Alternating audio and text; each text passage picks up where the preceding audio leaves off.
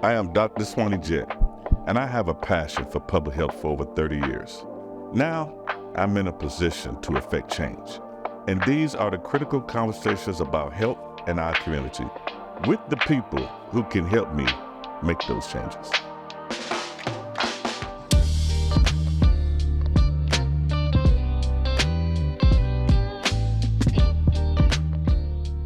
We're going to continue our conversation today. I'm your host, Dr. Swannie Jett, CEO Live Talks, and I have the great pleasure of having my friend, Lyndon Pryor here. You know, as I listened to you, I realized that you developed a passion for helping people and you didn't know where that was going to take you. Mm-hmm. What led you to the Urban League?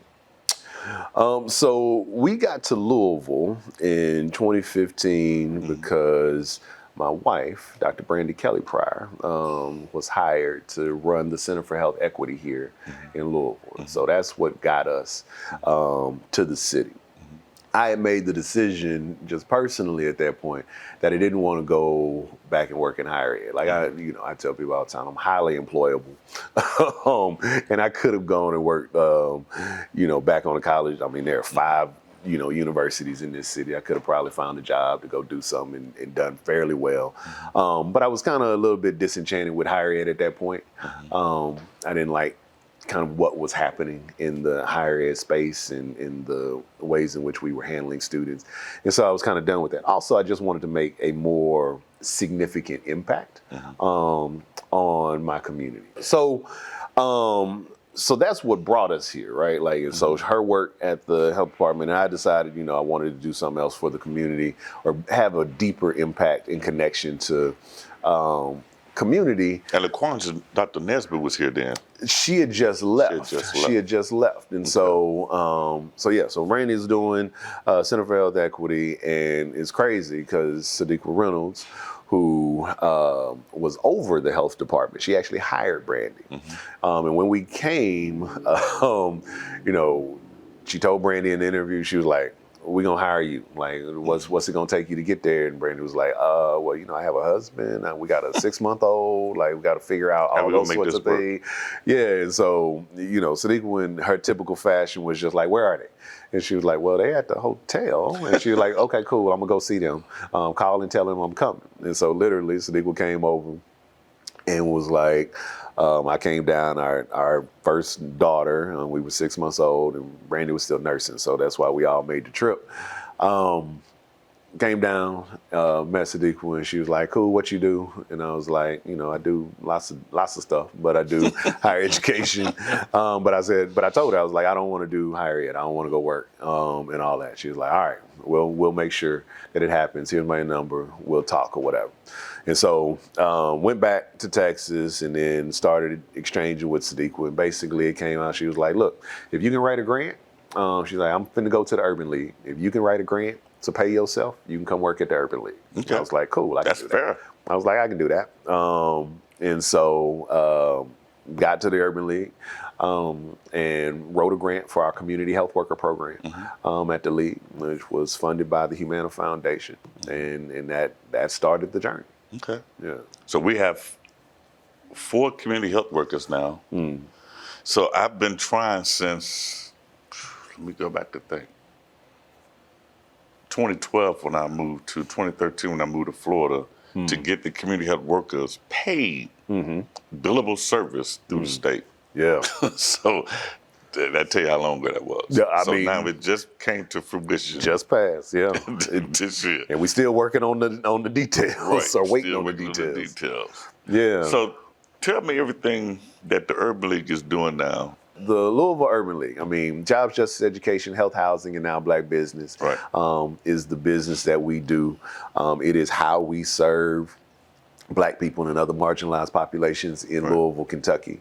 And we do it through a variety of programs and services, but all under that umbrella. And so, we are helping folks to get jobs, new jobs, better jobs, and really what we call, thriving careers, because we believe that people deserve to be in careers that are going to help them thrive in life. In justice, we're doing expungement work, a lot of policy work. I was actually on a policy call this morning around clean slate and doing automatic expungements in the state. And so we're doing a lot there because none of this stuff happens without good policy change. Now, first, let me just say this. I get a call from one of your staff members a lot. I'm not going to call his name out. It's fine. But it's fine. I don't have a problem. But he always trying to make sure he places people in jobs. Yeah. So I just give Kerry a shout out. That's good. He calls me a lot. Like, yeah. You know, I don't really, that's not my lane. That's not your job. But he going to call the person he knows. But I'm going to give you Miss Shine so you talk to her. So, that's why we love Kerry. I know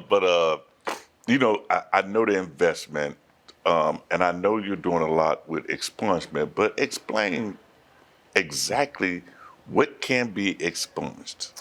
Ooh, so I'm the wrong person to explain exactly what can be expunged because we made it honestly really, really difficult really this is an issue across the country, but in particular in Kentucky, because every state is a little different in terms of what types of convictions can be expunged from your record. So there are some felonies that can be expunged. There are a bunch of misdemeanors that can be expunged, but honestly, there are some misdemeanors that can't be expunged. There are certainly a bunch of felonies that can't be expunged from somebody's record. And so, but it can be all sorts of different things, from traffic violations to obviously more serious types of charges, some drugs things, very few quote unquote violent offenses are going to be eligible in there, but it kind of runs the gamut. But again, I think that speaks to why this work is so important, is because we've made it unnecessarily complicated. And my belief is we've done so because we just believe in punishing people. I am Dr. Swannie Jett, and I have a passion for public health for over 30 years. Now I'm in a position to affect change. And these are the critical conversations about health in our community with the people who can help me make those changes. Hello, everyone. I'm your host, Dan, and welcome to the Real Vaccines of Park DuValle, Season 3. Today, I have 2 vaccines that have some unfinished business. Everyone, welcome to the stage, the wonderful flu and COVID vaccine. So, flu vaccine. Let's start with you. What exactly is the issue? I just think the flu vaccine should be available to all PDCHC staff and patients. I mean, it's flu season, so COVID is not really important no more. See, this is why we have an issue. People need my updated monovalent vaccine to protect themselves from the newest strain of COVID that came out earlier this year. Wait, what y'all do know that Port Duval actually offers both vaccines, right? Are you sure we offer both vaccines? Because according to the pharmacy, only the flu vaccine is available right now. And do you need insurance? Yes, flu vaccine. That is correct. Park DuValle offers the vaccine daily from 9 a.m. to 5 p.m. at all our pharmacy locations. And on other days, you can get the flu vaccine from 9 a.m. to 12 p.m. at your nearest PDCHC site. Do you need an appointment for this? No, you do not need an appointment either. The dates and locations are on the website. Go to pdchc.org to find out more information. Yes, I'm glad everyone is on the same page now. If anyone has any further questions, you can reach pharmacy at 502-772-5029. Be sure to tune in for season number 4. Hello, I'm Dr. Swannie Jett, CEO for Park DuValle Community Health Centers. We conduct WIC, nutrition, and open enrollment for healthcare. So this is a one-stop shop facility for everybody in the community.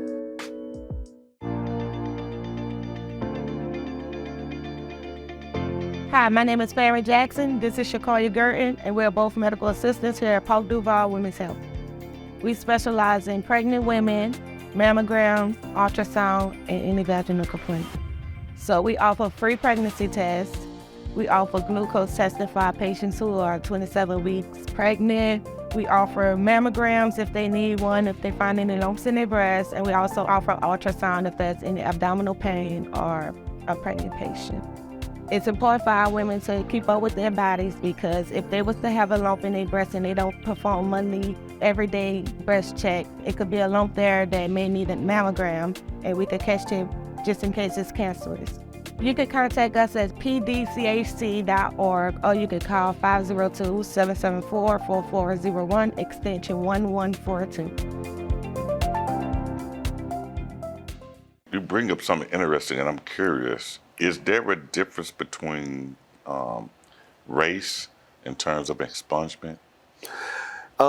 There are certainly disparities in terms of race, and a big part of that goes into, well, you can look at it from several different places. Right. But because one, we can talk about what people get charged with.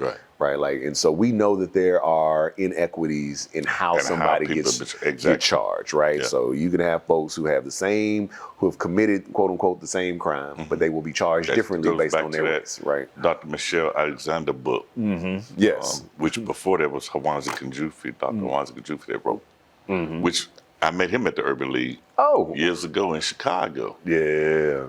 Very prolific man. Absolutely. And so there are these inequities that start on the front end of even how somebody gets charged, right? Like, and so there's inequities there, and then that determines whether or not you're even going to be eligible for an expungement on the back end. Right. But then on the back end, where race and other disparities come into play is truly like who has access to be able to do these things, right? Like, so in Kentucky specifically, right? It's a process. You probably need a lawyer. You can do your own expungement, but you got to really understand what you're doing to do it. So you probably need a lawyer, but you certainly need money to be able to do it. Because expungements, I don't know what the cost is now. They did finally reduce it, but at one point, I mean, you were paying $500 per case, right? And so and per charge, because that's the other thing that folks think is like, oh, okay, you went to jail for theft, right? And you think like, okay, I'm gonna go get that theft charge thing. Well, yeah, that might have been your crime, but you might have had 5, 6 different charges that you were found guilty of. So that's 500 times 5 or 6, right? Like to get all that stuff off your record. And so it becomes really expensive for folks to do it. And that obviously then plays out racially, because we know, unfortunately, in Kentucky that folks are, people of color are just not as readily able to pay for these types of things as our white counterparts. And not just Kentucky, anywhere. Every place in the country. Absolutely. So if we are going to jail at a high level, being charged at a high level, and there's disparities between black and white, right? Now, when you get out, right? Yeah. So when we used to have this discussion amongst our friends between the difference between somebody being charged with crack versus cocaine, versus cocaine, right? So blacks were charged at a high rate, right, with this war on drugs, than white people that had the same amount, but it was in cocaine, right? Yeah. Now you get out. So most people don't know in this country, if you have a misdemeanor, you can't live in an HOA. Yeah. Right?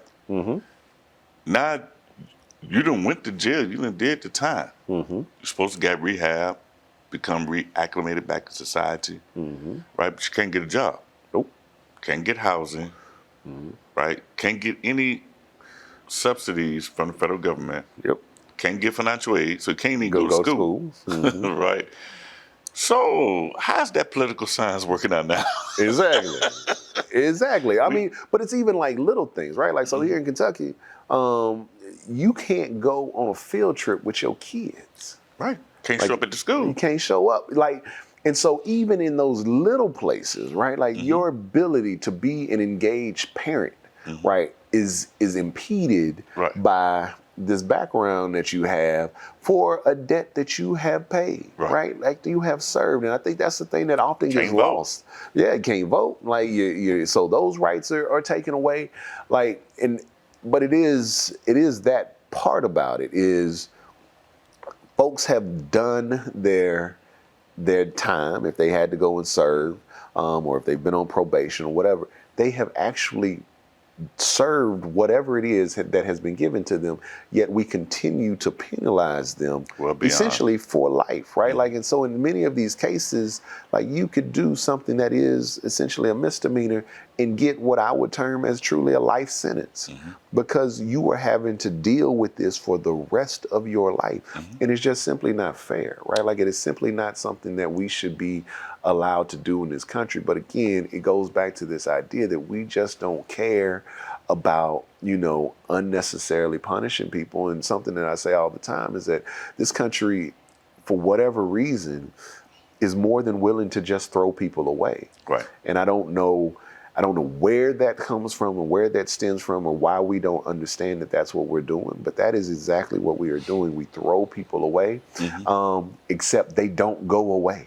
They are still here. Well, They're still living amongst us. When you bring people to a country and you claim them as property, you have effectively devalued them. Oh. And it takes a long time. It takes a systematic approach to undo that. Because right now in our court system, you're looking at, you know, they overturn affirmative action, right? There was a reason why affirmative action was in place to start. It's because African Americans didn't have a seat at the table and they didn't have equal opportunity at jobs. This had nothing to do with African American men, women taking jobs away from white men, women. It was just an equal opportunity. So one of the things I would say, because I know you're doing something with housing, and tell me, because I've helped put up flyers. I don't know why I'm putting up flyers, but I've helped put up flyers for first-time homeowners. Yeah. So walk me through what that look like. And I understand we done talked about the penal system, and they can't even qualify for that. No. But walk us through that. Yeah, so our housing program, I mean, we do a lot. And so it's housing and financial empowerment. And we have a strong focus on home ownership, right? Because in this country, for most people, the first and most important building block to wealth is home ownership or property ownership, right? Like, it is, for the longest time, it has been the way in order to get yourself into a position of wealth and wealth building. And so, and that's still the case by and large for most people. And so we really do focus on the ability of Black people to be able to buy and own their own property. You know, when you said it, you made me think for a second, movie with Denzel Washington, Devil in the Blue Dress. Oh yeah. And he was all about having his home. Yeah, like because I mean, I think people have to remember is that for a long time it was literally illegal. Right. Like, it was illegal for us to own property, for us to be able to do it. And even when it became legal, there were still these unwritten rules and policies. I mean, Anne Braden, the reason Anne Braden is so popular is because she and her husband had to purchase a home for a Black person. And by purchase, I mean the Black people had the money. They just gave the money to the white people so that the white people could purchase the home, right? Like, that is where that story originates, we right? still use the house because I'm still part of Kentucky Alliance against political racist repression. So we still use that property. And so that is the legacy, right? And so the work that the Urban League is doing is ensuring that the people who come through our doors are ready and equipped to be able to buy and then keep. Like, I think that's the other part of this, right? Like, it's not just your ability to buy a home. Yeah, because you could buy. Well, I ain't gonna say you could buy. You have opportunity to buy, but it's maintaining. Yeah, you got to be able to maintain that asset because it is an asset that you are able to continue to invest in and then utilize long term, and then hopefully be able to pass on to future generations, right? And so that has been a part of the game for white families forever, right? Like, you're able to buy a house, that house appreciates, and then you're able to use that house to get loans, to start a business, or to help pay for your child's college, or to help them get started on their own start a home. And then eventually, when you pass away, you're able to then take that house and pass it on to them. They can sell it, and now they have more money to be able to do it, go on buy their own house, that's the process. That's the process. I would add insurance. Yeah, no, insurance is part of that. Insurance is the other one as well. Make sure something happened, you pass on insurance, so we don't have GoFundMe pages to be able to bury somebody. A funeral. How about get insurance while you're young, in your 20s and 30s, go out and get $500,000 or $1 million life policy and pay it. Absolutely. At that rate, imagine when you get 60 or 70, you pass on, kids get the money. Yeah. That's a different kind of wealth. It's a different type of wealth. You change generations that way. But again, so much of this is about, education and access, right? Like for a long time, Black people didn't have access to that type of insurance, right? Like the best you could get was, if your bank allowed you to have that little $2,000 life insurance, they're like, all right, we'll give you that. Somebody passed away, and that might, at one point in time, that was just enough to put somebody in the ground. Now you might be able to get somebody's foot in the ground with $2,000, right? Like, yeah, like it ain't enough, which is, whole different conversation.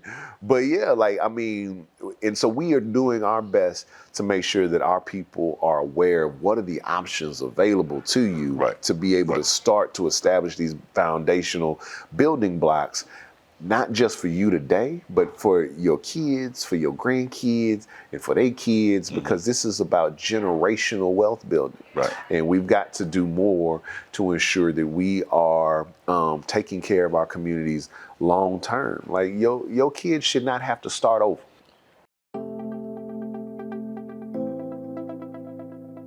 Hello, my name is Sierra Clark, and I'm the Chronic Disease Manager at Park DuValle Community Health Center.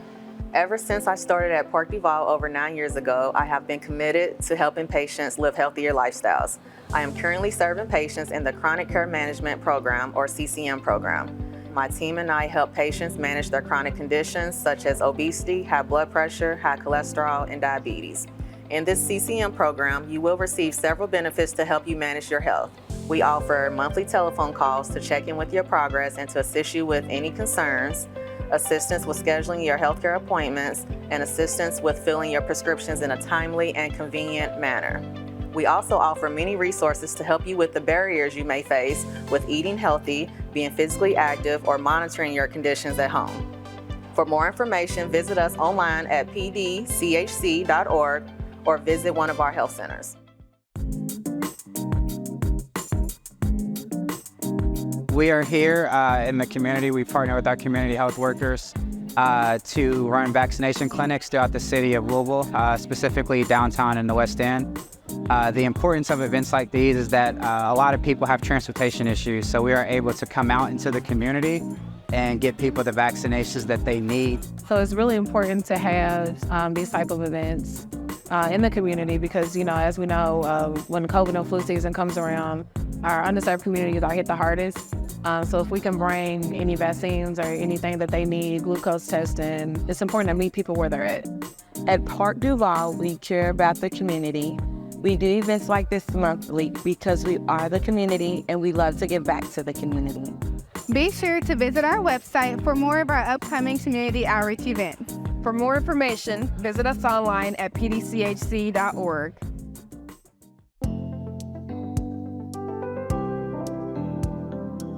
Hi, I'm Destiny. I'm the Community Health Workers Manager here at Park DuValle Community Health Center. This is my team of community health workers.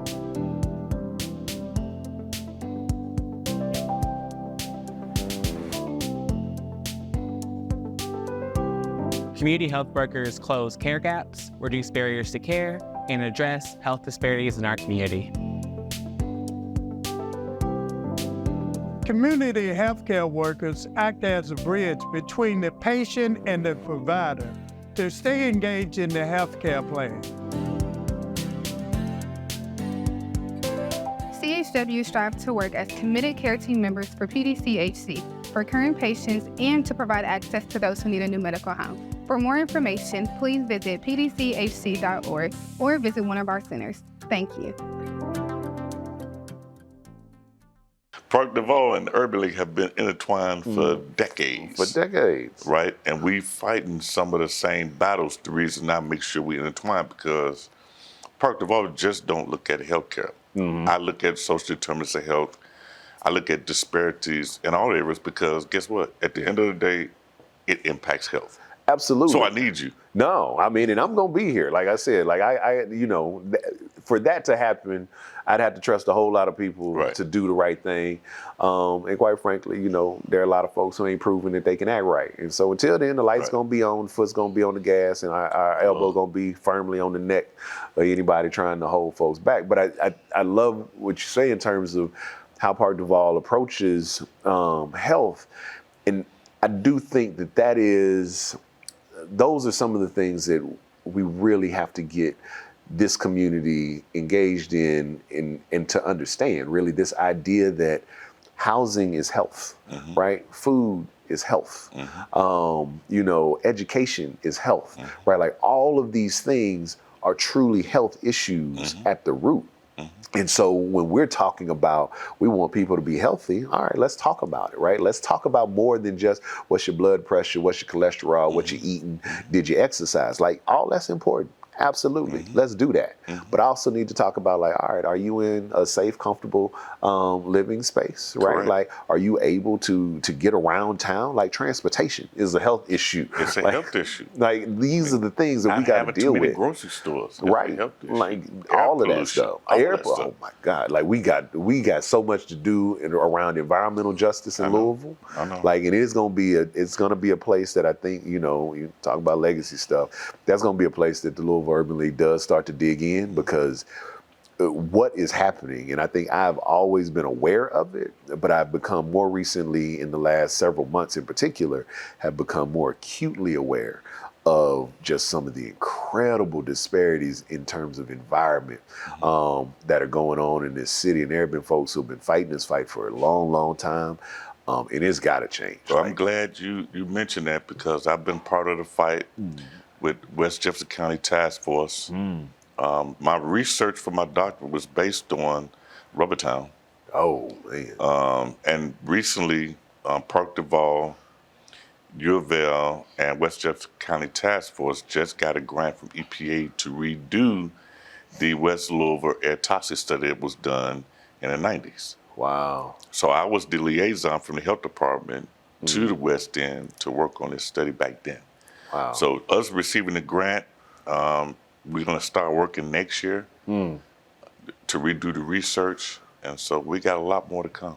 Oh, I mean, that's going to be, it's a phenomenal first step. I mean, I'm not excited for what those results are going to be, because I think we probably know how bad they're going to be. But it's absolutely necessary so that we have the data to be able to drive the change, because it is terrible. Like, I mean, if you go to some of these council meetings, these public meetings that some council members are having, and I've had the ability to attend a few, folks like to say, like, oh, we complain about violence and that sort of stuff. And not to say that that's not an issue that we need to work on, and that's a much deeper conversation.